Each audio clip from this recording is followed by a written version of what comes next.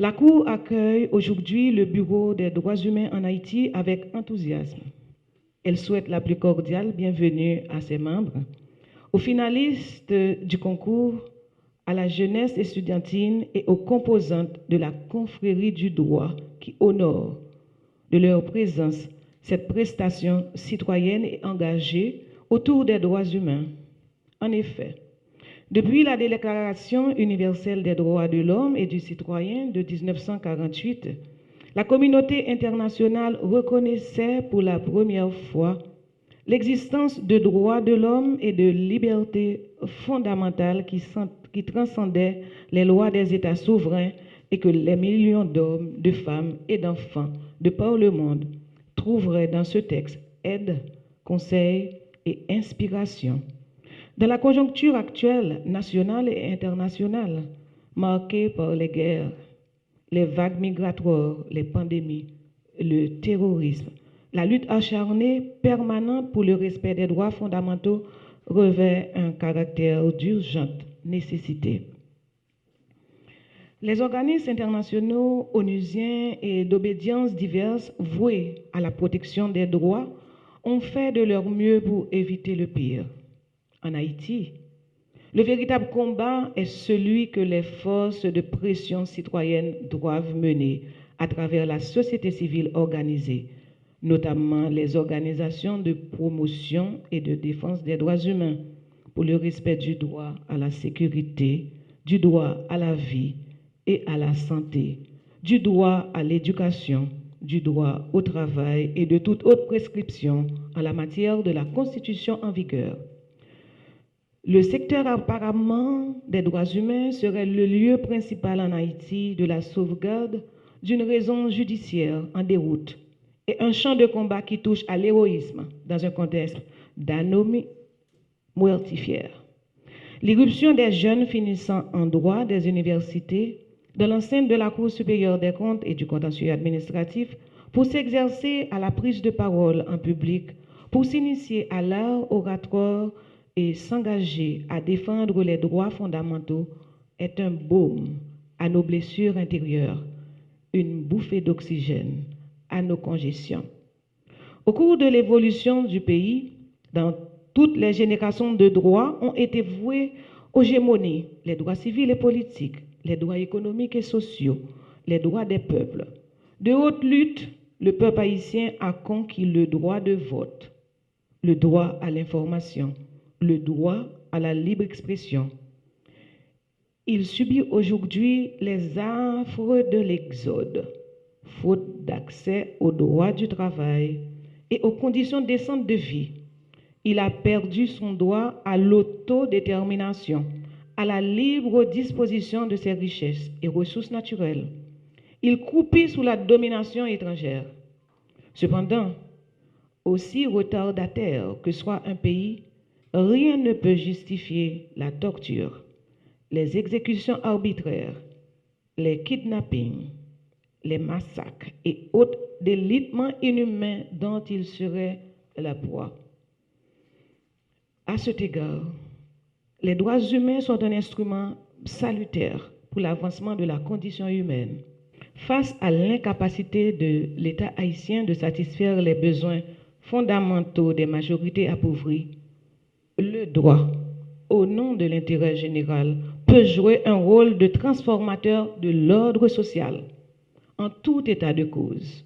La jeunesse, animée de l'esprit d'obéir à des lois, chemine avec ses grands devanciers, les orateurs des révolutions françaises, haïtiennes, cubaines, etc. Nous saluons la mémoire de tous les grands orateurs des révolutions qui ont accouché le monde moderne et l'outil universel des droits humains.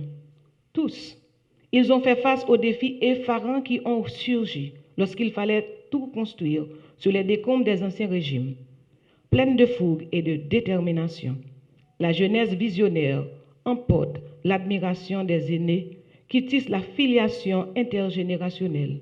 Après délibération, le jury proclame à la majorité la candidate Ruth Nadel, vainqueur de la vote finale. Elle est déclarée la lauréate de la 8e édition du concours des plaidoiries sur les droits humains organisé par le Bureau des droits humains en Haïti, BDH-HAT. Et le candidat Woginski Laguerre est déclaré finaliste de cette 8e édition. Et les candidats Dylan Volsi et Berlinda Medina Deniska sont déclarés semi-finalistes de cette même édition. Je veux remercier le Bureau des droits humains pour cet exercice extraordinaire. Pour moi, il ne s'agit pas tout simplement d'un concours. C'est un exercice auquel devraient se prêter tous les défenseurs des droits humains. Parce que ici, pour ce concours, les défis sont énormes, certes. Je n'ai pas respiré normalement depuis plus de 2 semaines. Cependant, ce n'est rien en comparaison aux défis dont doivent faire face les défenseurs des droits humains. Donc cet exercice est extraordinaire tant pour l'application des sanctions, alors j'ai toujours le discours en tête, pour protéger les intérêts des plus faibles quand il s'agit de défendre les droits humains. Donc je remercie le Bureau des droits humains en Haïti pour cet exercice extraordinaire, ça a été un plaisir.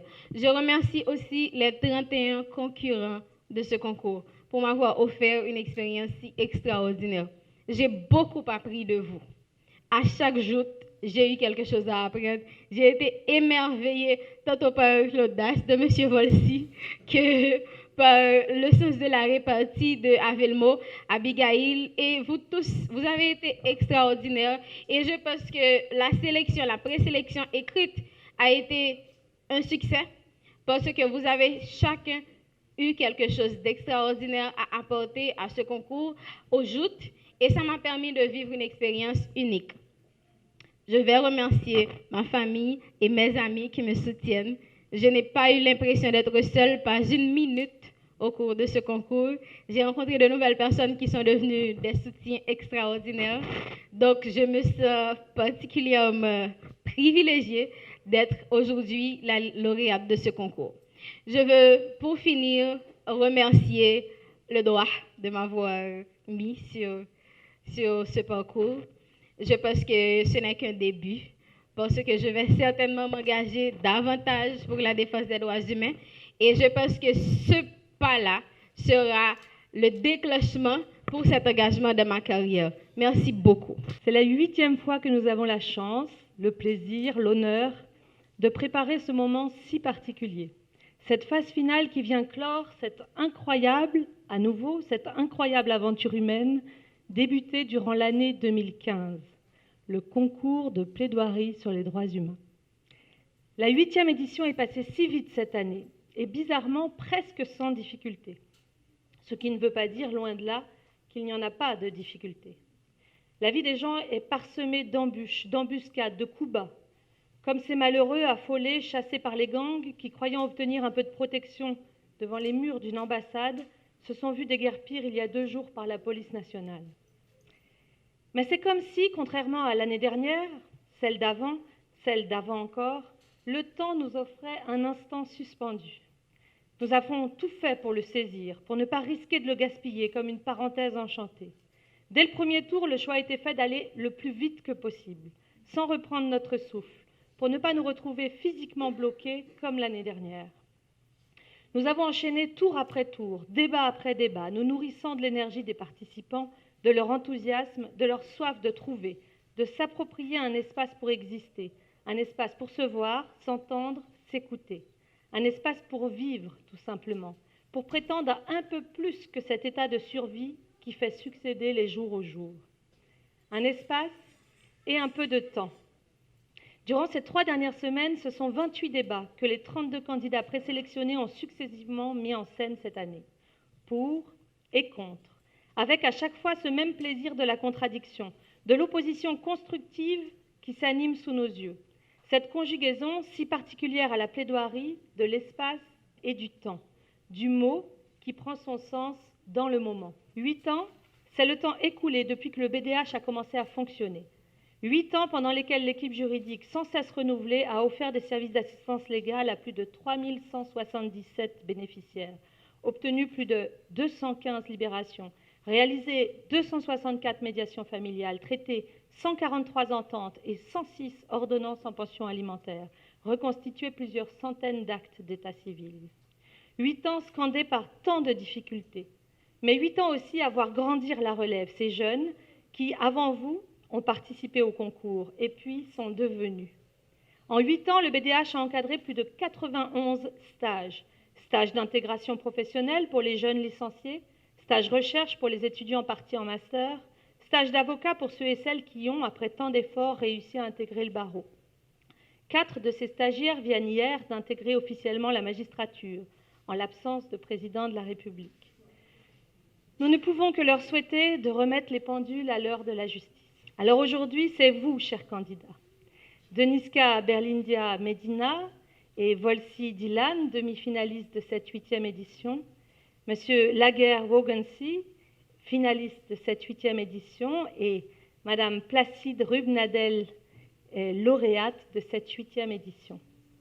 Notons que pour la 2e fois, c'est le CAP qui a gagné. Alors, c'est à vous. Vous qui avez marqué le temps du jour, posez votre empreinte dans cet impressionnant palais. À vous alors de transformer l'essai, de le marquer finalement ce but, pour replacer au centre du débat la justice.